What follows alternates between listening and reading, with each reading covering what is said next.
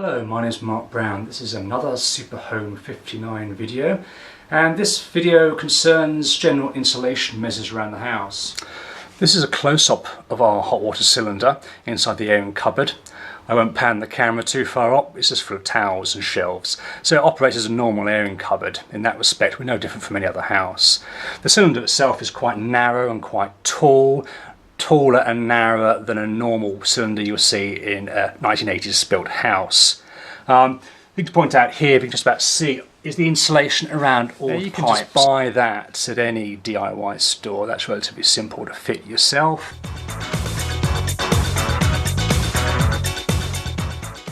Next on our tour of insulation projects, DIY insulation projects around the house, and they were all DIY apart from cavity wall insulation, are the radiators. Now of course, you don't insulate the radiators, but what I have done behind the radiators is to install a polystyrene backed silver foil layer that you can buy from DIY stores. And it's hard to see, so I'm going to have to take the camera off the tripod and poke it down the back for you. Now here you can see, if you follow my finger, the polystyrene and foil backed layer. This you buy from a DIY store in a roll. Now here's one of the rolls. It's a bit chopped up. This is what I have left over after the project, and it might be hard to see, but it is literally just polystyrene one side and foil on the reverse. One of these rolls from a DIY store is probably enough to do an entire house, probably enough to do 2 houses. So you can use. The only thing I can say is that it does suffer from wear and tear. It's extremely fragile. So if you're like us and we occasionally put some wet washing down on top of the radiator to dry, then occasionally the fingernails do dig in and it does look a bit tatty here and there. But tuck it well behind the radiator and you can't see it. Now that's another thing. Now fitting that stuff is a little bit awkward. It's behind a radiator. Most of us are not going to remove the radiator in order to do that. So what I do recommend is you get a nice long pole, like a garden cane or something like that, and shove it down there. Don't get anything that's sharp that can actually rip the foil, because it is the foil that's facing outwards. Okay. Now the purpose of all this actually is to make sure that all the warmth from your radiators bounces back into the room, and also to insulate the wall behind so it's not absorbed into the wall behind and straight out of your house. That increases the responsiveness of your radiators, it increases the responsiveness of your heating system to your needs. You want it hot, it'll get hot a lot quicker and feel a lot warmer once you fit this. It will cut your fuel bills. One of the last major DIY projects we did in this house was the internal insulation to the front door where we stand today. Okay, this was originally a single skinned wooden door. At the frame it's probably about 1 inch thick, but actually in the panels it was barely 5mm. We did a thermal imaging survey of the house and found the front door was the weakest point. And in fact, I find from many thermal imaging surveys, the front door on most homes, even the most modern, is really the worst performing area. It's quite a small portal, but actually it's just a piece of wood and sometimes a PVC. Okay, so if you have an old door, you have a couple of choices. One is to completely replace it. That's going to cost you a few £100. We live in a conservation area, so any change to the fabric of the building is going to be questioned. It could actually be refused. Although our neighbours have chosen to actually do a like-for-like replacement and actually have a door built for them, we did ours for far less money. And what we did, we just retained the original door and then put an internal layer here of insulation. A complete step-by-step phase build has been photographed and is on our website that you see at the bottom of the screen now. Okay, so first thing we did was to buy an 1 inch thick layer of polystyrene, and that was put inside this inset. Okay, the photographs make it much clearer, that's what I'm talking about. It was then glued in place with a quite tight fit, the same down here as well. Okay, the next thing we did, we fit these wooden panels over top. Okay, now those wooden panels are a decorative feature you buy in DIY stores. It's just MDF and it's actually quite expensive. The idea of the panels actually is they go against the wall normally and create a decorative Victorian feel to your house. We repurposed them here and I think we used a couple of sheets, 2 or 3 sheets here from a DIY store, just cut them to shape with the window in the middle here, and glued and nailed them over top of the polystyrene to ensure that it had a good cosmetic look to it. So one of the features I want to point out to you is what we've done here. This is a polycarbonate clear plastic little window we've put in. It's actually effectively double glazing now. If you look closely, you can see the original glass windows obviously still in place outside. So we've effectively created double glazing here by fitting another small little square piece of plastic. And it's quite tough, quite hard. Don't buy a cheap bit of plastic. Spend some money on this, even if you have to buy a big sheet. What we've done here on the edges is to apply some white sealant to stick it in and make sure it's all sealed in. When we first did it, we had a bit of condensation inside. I was quite concerned, but actually after a few days it just cleared up, so don't be too worried if that happens. This is an eco flap letterbox, not the original one we had fitted. We first had an internal brush flap, but what we found after the years, the brush just bent out, so when the postman put the parcels through and the letters through, it just pushed it away and ended up being bent. It was completely useless after a while, stopping drafts.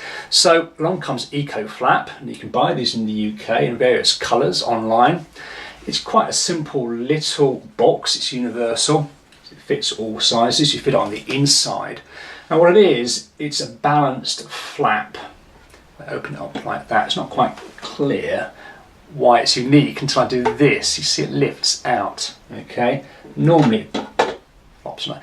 Now the point is, if you get a draft coming into the house, the larger areas at the top, and it will actually force the seal, it will force the flap to close, okay? That's the idea, that's its main selling point, is that it will stop drafts. It actually does it very well.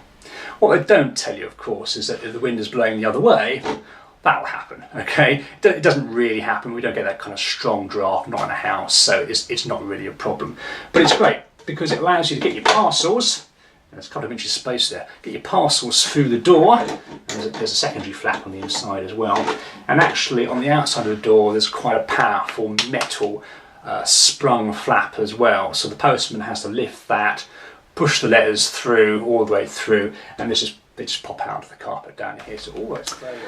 Okay, here we have a little flap to cover the keyhole. Okay, we don't use this very often, but it helps to stop the draft. As you can see, we had a narrow space to fit it in, so we had to cut a slot for it in the door seal. This is an edge seal that you can buy at DIY stores. I haven't used it in the conventional way. It's actually not designed for this sort of door. And it's actually also quite expensive again. Now when I got quite close to it, you see it's nailed into place, it has a copper effect. And what we have here, if I can just about pull it out for you, is this sort of V-section rubber seal. And actually I fitted 2 going in opposite directions, so one section here, so the V fits over the other V. Not always simple to show you that. There's the inner V and there's the outer V.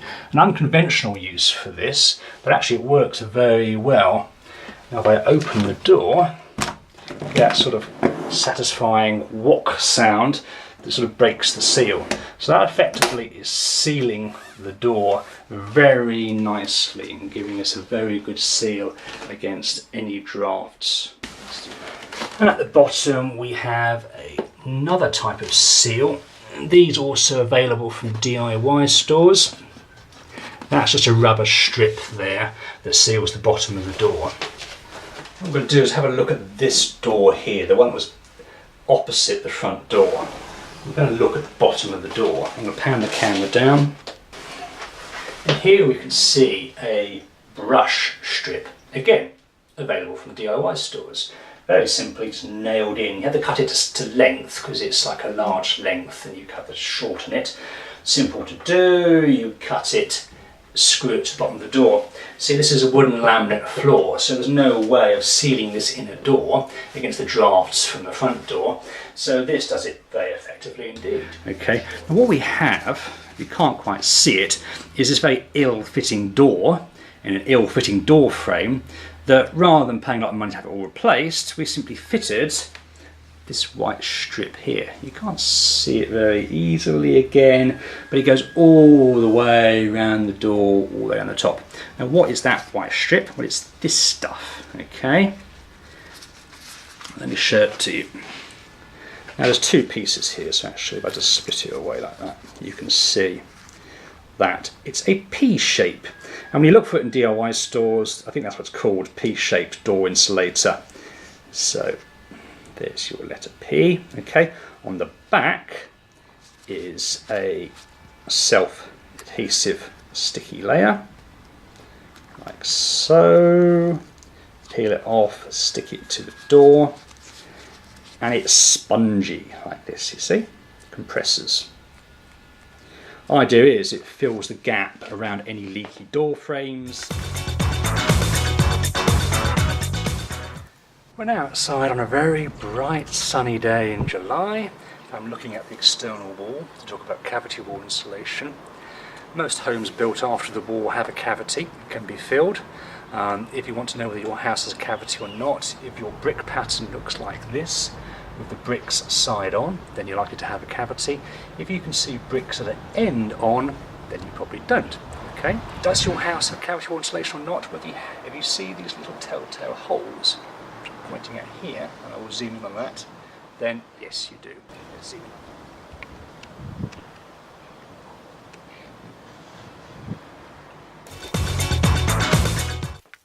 Okay, I hope you enjoyed our flying visit around SuperHome59, looking at miscellaneous DIY and cavity wall insulation projects. Your host, myself, has been Mark Brown. You're welcome to visit SuperHome59. Just go to www.superhomes.org.uk/59 and you can come and visit us and have a look and kick the tyres. And in the meantime, you too can conquer your house.